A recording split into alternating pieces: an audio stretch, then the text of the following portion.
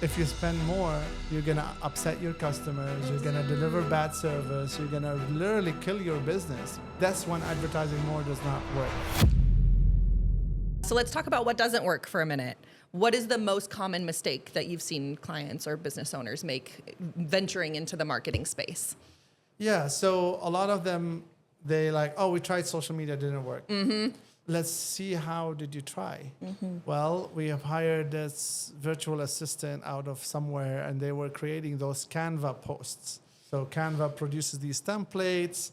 They look pretty, you can put them on your page and nobody, oh, we tried it and it did not work. Mm-hmm. Or they will bring someone from college, an intern or something, and this intern knows how to scroll these platforms.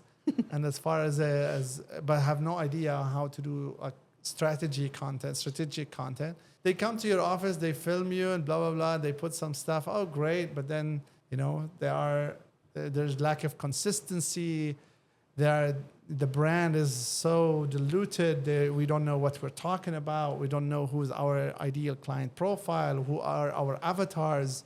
So these are the common mistakes. The clients they think that social media is just a box that they need to tick and then move on with their lives. And if it didn't work, it doesn't work for me. And they give up very quickly. But I will always say, imagine that you want to sell a produce, kind of like a drink or something that you make. Mm-hmm. You have only one market in your town, that farmer's market, let's say. Let's say if you want to sell anything in life, it has to go to the farmer's market. Well, when you say social media does not work, you're saying that, that farmer's market does not work. So how you're planning to sell? If it's not in the farmer's market, then where? Mm-hmm, mm-hmm. Customers' attention is here. Mm-hmm. Where you want to go? There's no way out. If you want to scale beyond what you can actually go and knock on doors, well, that's the only way you have. Yeah, I've definitely heard people say, and even our clients, they've told us that, I hired somebody and then they ghosted me. Oh, gosh. And that is something that I think we pride ourselves really a lot for, because we're so communicative. We really try hard to even over-communicate where needed to let them know, hey, this is not working. Hey, I'm seeing this. Rather than us having to be reactive and answering their questions, we're letting them know ahead of time before they even have to think about the question. And I think that gives them a peace of mind, And so, yeah, I've heard a lot of that before. And that's why I think it's so important for us to make sure that our clients are feeling safe with us. And that's why they stay. Just one of the many reasons that they stay. Amen. Amen. So when it comes to what doesn't work, why does word of mouth stop working at a certain point? Why can that only take us so far or take our business so far? I love word of mouth. It's powerful. So powerful. If someone tells me hey, I need a lawyer. Oh, here, talk to my friend, John. He's the best lawyer in town. Yeah, it's an automatic warm lead. Yeah, True. Absolutely. True. The problem is that, as you said, it's unpredictable. When is this next referral going to come from? If you can answer that question, I will take word of mouth all the time. Yeah, you can't scale at the speed that we want, for example. Mm-hmm. It definitely would be more of like a mom and pop shop type of feel if it was just because of word of mouth. Mm-hmm. Yeah, it's very limited. We only know so many people, and the people we know only know so many people. Exactly. Even in the digital age, I think that's still very limiting. For sure. 100%. And people back in the day, if you needed a plumber, you would ask your parents, you would ask your family, call you. We both looked. Sorry, and I'm not bored, just FYI. So back in the day, if you wanted a service, first you start asking your friends and family about it. Mm-hmm. And then they will start referring you to people. Mm-hmm. The new generation, they don't do that. That's true. The new generation, they either go to Google, they go to Instagram, they go to TikTok, they go to YouTube, they go to ChatGPT. They will find whoever they want from their phone without talking to anybody. Mm-hmm. So that means that there's less referrals in the market to go by anyway. Yeah. In the past, people would talk to each other, would talk to their neighbors, would, have like community parties and do all of that. That's so rare nowadays, right? Everybody is stuck behind their phones, scrolling, or they build relationships with people mostly over the phone, right? Because we are in such a rat race of a world right now.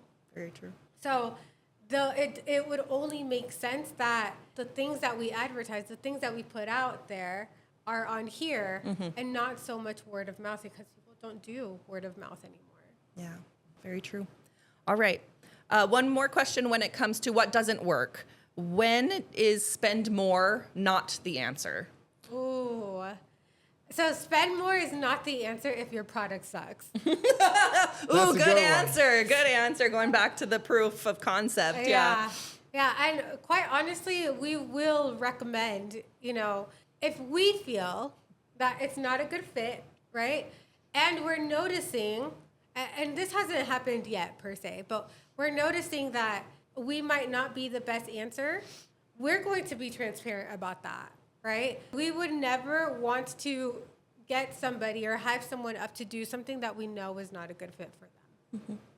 That's huge. Very good. That's very good answer. If the product is not good, 100% spending more is not gonna help.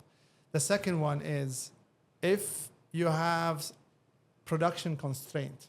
Oh. So let's say you're a restaurant. You have, again, I'm giving a restaurant just to simplify it. But if you're a restaurant, you have 20 chairs and you advertise $5,000 a month and you fill these chairs.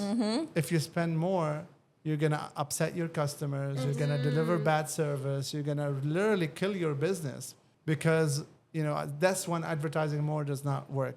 Another one is that we always talk about the two most important numbers in marketing, right? These are the CAC and the LTV. So the CAC, have you heard those? Have you heard those before? Cost of customer acquisition or something like that. Whoa. And then LTV is long-term value. Lifetime value. Nailed it. Yes. So if let's say the cost of customer acquisition or customer acquisition cost is $100, let's say, again, examples, and the lifetime value of the client itself is $80. So if you are operating in a net negative, so the more you advertise, the more you lose. So if every transaction is a net negative between how much does it cost you to acquire that client and the lifetime value, not the first time they buy. I know the people sometimes mistake it. They are selling a $150 junk removal job. Well, you should not compare this with the customer acquisition because that customer that worked with you once, they're likely to work with you again and again.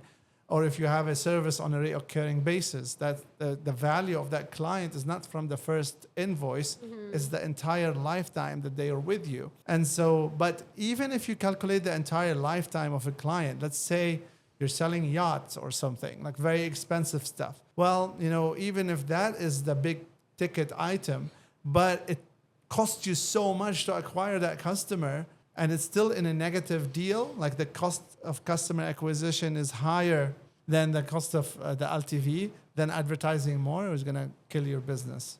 Wow. So it has to be the opposite. You have to have the cost of acquiring a customer should be less than the lifetime value of the customer, then advertising becomes printing money. Excellent. And do you expect, when you work with business owners, do you expect them to know this information when they come to you? Or is this something that you help them discover? We can help them discover if they don't know it. So Okay. if a lot of our clients, they're not, as sophisticated as some of them are, some of them aren't. And it's really nobody is born knowledgeable and know Yeah. everything. But Some of them might know and understand this, but some of them might need Yeah. our support. but Because a lot of the people that we're working with, a lot of our businesses, they're newer businesses, right? We work with small to medium sized businesses. And so the smaller businesses, they're just focused on production. That's all they've done. And so all they were trying to do is find a customer, find their next job. So of course, a lot of times they're not going to know this terminology. Yeah. All they're going to know is who's my next client? Yep. How do I get them? And then how much do I charge? Yep. All I know is I want to grow. Exactly. I don't know how to get there. So we can help Exactly. you get there. Yeah. Excellent. Customer acquisition cost is basically all the costs involved in acquire the customer. If you hire a marketing person, add their salary to that customer acquisition cost. If you pay for advertising, add that to the customer advertising cost. If you build a website, add that to the... So everything involved in getting that customer, calculate their cost, and then divide it across every customer you have. You will arrive at a number. Let's say you have 100 customers, and your total marketing spend of last year was $200. That means the total ad spend is $2. The cost to acquire a customer is $2. Again, I'm terrible with math, but that's basically it. Now you figured out your CAC.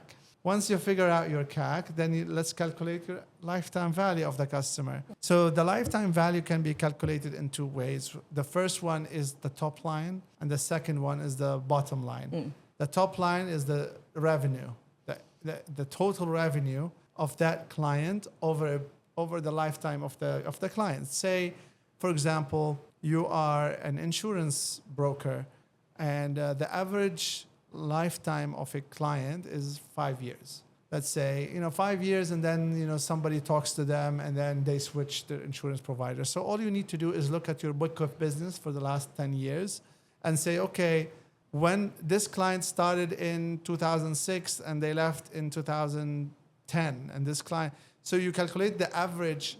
How long did a client typically stay with me as a client? And now you have that duration. Now multiply that duration by how much I make from this client every single month or year.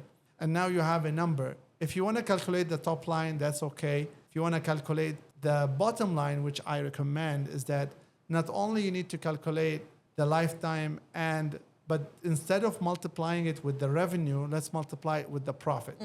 The problem is it's also a very dangerous territory to go to, because a lot of businesses operate with net negative for the first 5 years because they're reinvesting everything in the business. So the calculation might not be super accurate. So that's why we need to sit with the client and really look into their finances and understanding, okay, what's their profit margin per client. If they have a lower than 10% profit margin, it means that there is something wrong in their business that is not marketing related anyway. So it's much more Very complex than it is. Very much so. Thank you for sharing. Okay. My last question is, what's the biggest mistake a business owner can make when selecting the marketing agency they want to work with? Very good question. I appreciate it. I have an idea. Please, or please. An answer. Yeah, that's a good one. I need to think about it. Ooh, I stumped him. I think the biggest mistake, right, is not doing your research. Ooh. I really think that, okay, we're here, we're Parrots Lab, and we want to work with our clients. We want to work with businesses, right? However, if there is somebody out there, an agency that's out there, that better fits your needs more than we would, go with them, right? We are not the cheapest. Now, we're very reasonable. We think about it as you're paying for the equivalent of almost one employee, not almost, of one employee, right? You're paying for the equivalent of one employee, and you get to have an entire marketing department, with you for the entire month. That, to me, is unheard of. I've never heard of that before. However, if you're not looking for a marketing agency that will do everything for you from A to Z, and you're just looking for somebody that does SEO, right? Just as an example. Yes, we offer SEO. It's not necessarily the cheapest. It's just SEO that you're looking for, right? So go out and do your research. Go out and ask questions. And we are here to assist you. We are here to help when you realize that we are the best in the market. Excellent. Good answer. So a lot of decisions that we make as business owners a lot of it is gut feeling. You say, oh, man, I met this guy. I mean, he sounded knowledgeable, and he's talking really good, and he's showing me these beautiful slides. Let me just go with it. Yeah, let's do it. Just do it. and they jump, right? And they're like, oh, shoot, like 6 months down the line, like, what did I do? Okay. But there are other business owners who like to take, as Diana was saying, like educated decisions. Educated decisions that we encourage are check out their work, ask other clients who work with them. You know, a lot of our best clients came through picking the phone. Oh, before I talk to Parrots Lab, Naja and Diana, let me talk to a client of them and see their experience. So they would call that client and say, hey, I'd like to ask you about Parrots Lab. What do you think? And that usually results in us getting a lot of like very good clients because they come recommended. So yeah, so I think that creating an educated opinion about this and making sure that you limit your exposure to that agency. So basically, don't sign any 12 months contract with penalty clause. Don't sign stuff like that. Like this is, you're getting yourself in trouble. And sometimes, you dig yourself a big hole it's hard to climb out of. Wow. And so that's why, companies like us, we are excited to work with you. We want to be held accountable. We are low risk because if we don't deliver, you can leave. And so that's how I see it. Excellent. Well, thank you both so much for your time and knowledge. This was excellent, and see you on the next one. See you on the next one. Thank you, Emily.